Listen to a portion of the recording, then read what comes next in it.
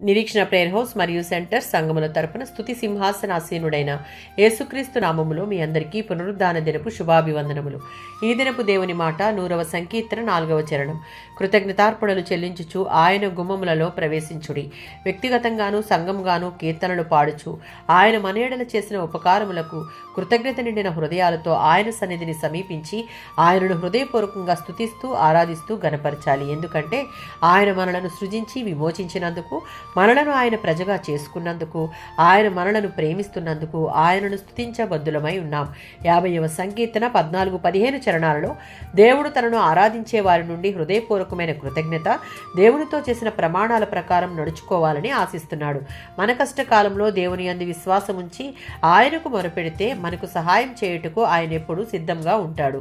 ప్రతి ప్రార్థనలకు దేవుడిచ్చే జవాబులు, విజయాలను బట్టి ఎల్లప్పుడూ ఆయనకు కృతజ్ఞతాస్తుతులు చెల్లించాలి.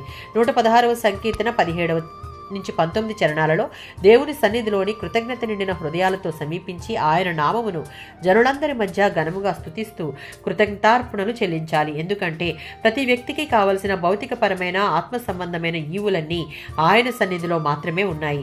యెషయా గ్రంథం 35వ అధ్యాయం 10వ వచనం. దేవుని కృపచేత విడుదల పొందిన వారు పాటలు పాడుచు సియోనుకు వచ్చి దేవుని ఘనంగా స్తుతిస్తారు.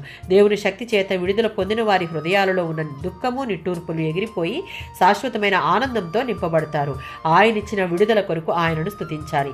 మొదటి దశలోనికేయులకు రాసిన పత్రిక 5:18లో ఉన్నట్లుగా అన్ని పరిస్థితుల్లోనూ, అంటే సంతోషం కానీ విచారం కానీ, దేవునికి కృతజ్ఞతలు చెల్లించుట నేర్చుకోవాలి.